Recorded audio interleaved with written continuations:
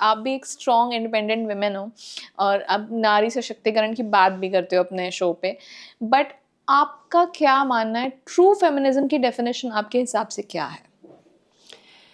हाँ, जो अब लेडी अपने कल्चर को साथ लेके चले, अपने रिलीजन को साथ लेके चले, और जो मॉडर्नाइज भी हो, समय के साथ चलना सीखे।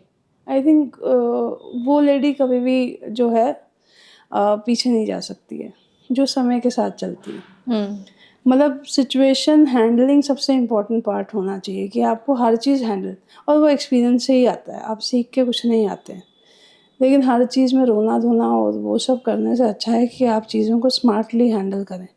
सो आप टेक्नोलॉजी में फ़ाइन हो, आप उसमें फ़ाइन हो। सो फेमिनिज्म इज़ नॉट समथिंग कि मैं छोटे कपड़े पहन के ही काम करूँ। तो कपड़े हम भी पहनते हैं, बट देयर शुड बी कपड़े ढक शरीर ढकने के लिए ही होते हैं ना। सो इट इज़ नॉट कि मैं शॉर्ट कपड़े पहनूं तो मैं एक फेमिनिस्ट हूँ। फेमिनिज्म अंदर से आना चाहिए। मतलब you feel independent, you feel free, you should be opinionated. बहुत जगह पे फीमेल्स के ओपिनियन दबा दिए जाते हैं। True. Opinionated with sense, not कि बस मतलब आपको एक चीज़ के खिलाफ ही बोलना है। Opinionated with balance. सो आप अपने दम पे आगे बढ़ सकते हैं तभी जब आप चीज़ों को हैंडल करना जानते हो। आपके पास एक एक्सपीरियंस तभी आएगा जब आप लोगों से मिलेंगे, आप, और आपकी अपनी इनकम होनी चाहिए। True. That is part financially of, independent. Yes, financial independence her female के लिए बहुत इम्पॉर्टेंट एस्पेक्ट है। चाहे आप 20,000 कमाओ, चाहे आप 30,000 कमाओ, you have lot of options आज के डेट में, जो आप अपना स्टार्टअप शुरू कर सकते हैं। आप घर में खाना बनाना अच्छा जानती हो तो भी आप अपना बिजनेस कर सकते हैं।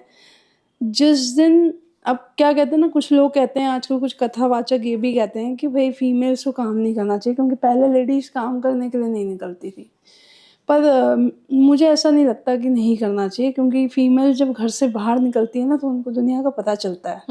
पहले की लेडीज़ ना इसलिए बहुत ज़्यादा पॉलिटिकल भी हो जाती थी। घर में बैठे बैठे बस कुछ नहीं मिला तो बस एक दूसरे के दुश्मन बन जाओ, एक दूसरे को काटने लग जाओ, मैं ज़्यादा अच्छा खाना, कॉम्पिटिटिव हो जाती वो थी वो एक घर किंगडम में। हो जाता था उनका। यहाँ पे क्या है ना, मिक्स हो जाता है कि हम बाहर भी निकल रहे हैं, हम कॉम्पिटिटिव है। सो मैंने ना मैं एक बार एक प्रॉपर्टी डीलर के पास गई, है ना, घर में बिना बताए, एक किस्सा सुनाती हूँ।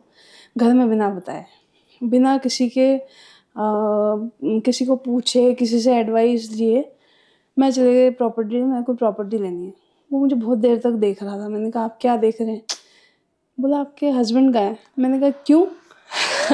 क्या हम क्योंकि जब प्रॉपर्टी बाइंग की बात होती है, एक ऐसा डिसीजन है कि आप सोचते रहेंगे कि यार मेल क्यों नहीं है इसके साथ। सही बात है। एंड यू वोंट इमेजिन कि मैंने बाय भी किया, और बाय करने के बहुत टाइम बाद मैंने घर में बताया कि मैंने ऐसा किया है। So that is what feminism is. आप अपने लाइफ के डिसीजंस खुद लेने के केपेबल होने चाहिए। ज़रूरी नहीं है कि आपको हर बार किसी से पूछना हो। हाँ, जहाँ ज़रूरत है वहाँ पूछना भी ज़रूरी है। वो रेस्ट, मैंने वही कहा ना कि कल्चर, कि आपको पूछना भी है। लेकिन जहाँ आपको लगता है ना you can decide on your own, you should do it. तो चीज़ें अपने आप हैंडल होती रहेंगी। जितना आप दबोगे उतना आपको दबाया जाएगा। लेकिन आप अगर रिबेल भी हो रहे हो तो एक सेंस के साथ हो। नॉट रिबेल भी विदाउट अ वो, कॉज। हाँ, अननेसेसरी रिबेल होना कि रिबेल होने के लिए होना है, मुझे दिखाना है कि मैं कम्युनिस्ट लेफ्टिस्ट हूँ और वो मैं ये राइट विंग हूँ, मैं राम जी का झंडा लेके मैं ही चल रही हूँ दुनिया में। वो भी नहीं होना चाहिए। आप अगर हिंदू धर्म से भी रिलेट करते हो तो आप उसके बारे में पढ़ो, उसके बारे में जानो। अभी कोई भी गेस्ट मेरे शो में आता है, कभी ये नहीं कहता कि आपने क्वेश्चन कैसा बकवास सा पूछा है, क्योंकि मेरे को लगता है कि हर गेस्ट से मिलने के बाद मेरे पास भी एक लर्निंग है। सो बी अ लर्नर। मतलब आप हर किसी से कुछ ना कुछ सीखते हो, हर किसी से आप इम्प्रेस होते हो। और अब आप, जैसे मैंने आपके साथ बात की, तो हो सकता है मेरे अंदर कुछ होगा यार, मतलब ये भी पूछ सकते थे, या फिर ये एक नया टॉपिक मिल गया। सो हर टाइम ना we keep on thinking. So that is what learning is all about. So nobody is perfect on the earth. सब लोग अपने अपने हिसाब से काम कर रहे हैं, अपने हिसाब से चल रहे हैं। बट फेमिनिज्म इज समथिंग, मतलब you feel free from inside.